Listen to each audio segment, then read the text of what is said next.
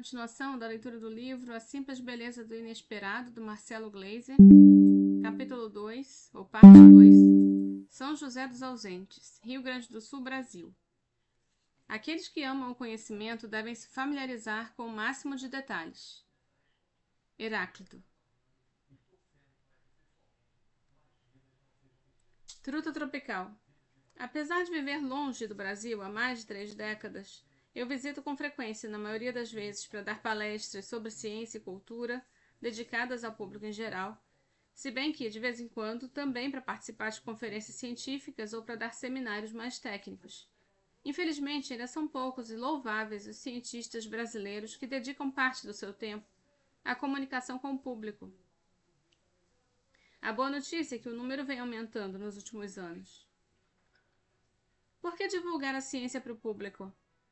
A razão deveria ser óbvia, mas não é. A ciência pertence à sociedade e é parte integral da nossa cultura. Se lemos livros, vamos ao cinema, ouvimos música e discutimos política, se apreciamos artes, esportes, se praticamos alguma religião ou defendemos uma perspectiva não crente, deveríamos saber dos progressos da ciência e sobre ela e como ela influencia nossas vidas direta ou indiretamente. Esse motivo já deveria ser suficiente, dando ao cientista um papel social cuja relevância vai muito além da sua pesquisa, seja ela pura ou aplicada. Basta olhar em torno para ver como a ciência é essencial em nossas vidas, influenciando como vivemos hoje e como viveremos no futuro. Nossa dependência da tecnologia digital, da telefonia celular, dos aparelhos de GPS, das tecnologias ópticas e gráficas, dos diagnósticos da medicina e da odontologia, da interconectividade mundial que temos hoje devido à internet, define a sociedade moderna. Se fecharmos os olhos para muitas questões científicas que afetam a sociedade moderna, como fontes de energia, alternativas e tradicionais, o aquecimento global, o acesso à água, as difíceis questões éticas afetando a pesquisa em genética, a disseminação e os perigos dos armamentos nucleares, os usos e abusos das tecnologias digitais e o futuro da nossa espécie, pagaremos um preço alto no futuro. Pior ainda, serão as nossas crianças que pagarão pelos nossos erros e omissões? Uma sociedade educada cientificamente é uma sociedade capaz de controlar os caminhos do seu próprio futuro. A educação científica no Brasil, e em proporção menor, mas não desprezível, dos Estados Unidos, onde leciono, tem sérios desafios pela frente. Dentre os norte-americanos, uma pesquisa recente da Fundação Nacional de Ciência revelou que cerca de 1/4 da população não sabe que a Terra gira em torno do Sol, acreditando que seja o Sol que gira em torno da Terra. Cerca de 1/3 da população americana não aceita a visão científica da evolução das espécies, segundo a qual somos descendentes genéticos dos primatas. Não tenho dados similares para o Brasil, mas não acredito que as proporções sejam menores. No Brasil, a cada 10 professores de ciências da rede pública, 7 não têm sequer um diploma em qualquer das ciências físicas, astronomia, geologia, física, química.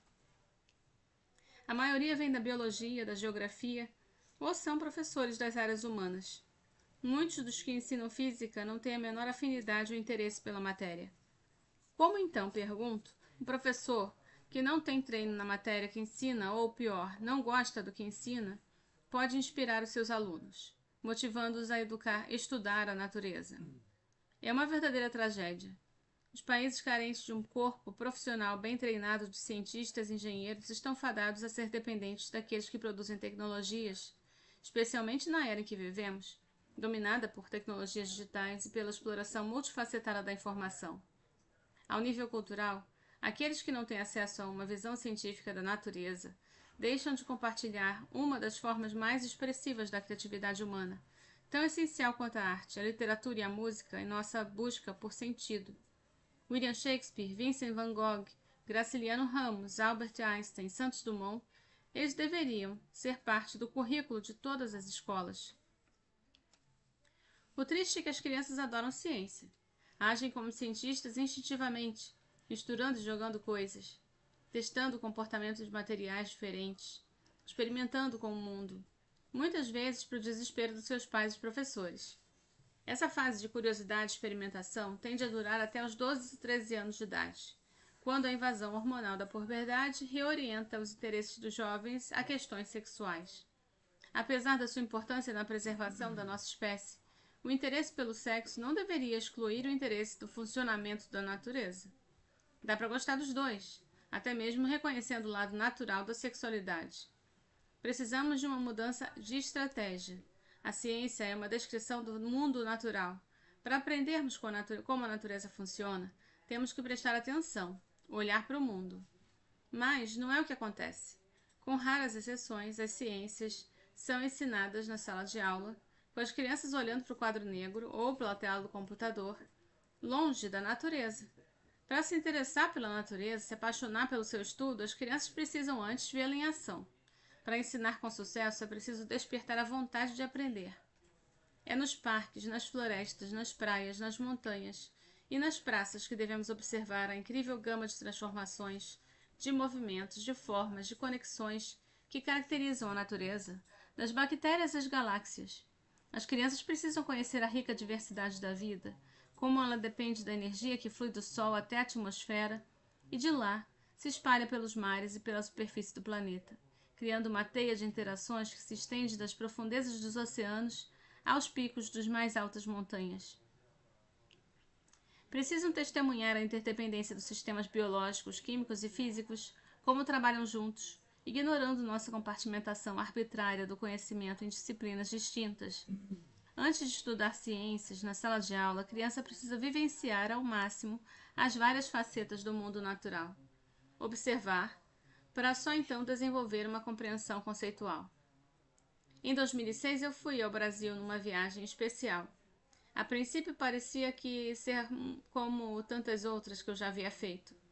Isso de cidade em cidade para palestrar no lançamento de um livro novo. Só que nessa ocasião eu adicionei algo muito diferente. A viagem chegava ao fim, após 2 semanas de uma agenda bem puxada, mas a minha última parada foi em Porto Alegre para participar da Feira do Livro, um evento sensacional que se dá ali todos os anos e atrai multidões. Para me convencer a dar uma esticada até o Rio Grande do Sul, estado que adoro, aliás, minha anfitriã me conhecendo bem, me contou da pesca de trutas. Tinha uns 2 dias a mais e você não irá se arrepender. Pesca de trutas nos trópicos brasileiros? Eu não acreditei muito, mas a minha anfitriã insistiu. E não era só uma mera pesca de trutas com um laguinho artificial. Ela falou da pesca de trutas num rio designado apenas para pesca fly. Nunca tinha ouvido falar desse tipo de pescaria no Brasil.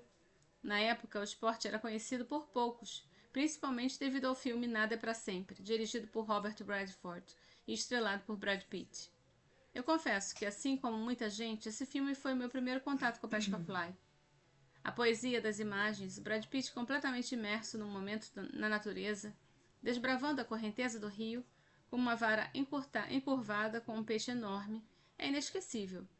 Para os que já viram ou verão ainda o filme, notem que o irmão do Brad Pitt sai de casa para estudar em Dartmouth, minha universidade, é onde eu estudo, onde eu trabalho. Cético, eu consultei o oráculo moderno, também conhecido como Google, sobre a pesca fly no Brasil. Para minha surpresa e alegria, minha anfitriã tinha razão.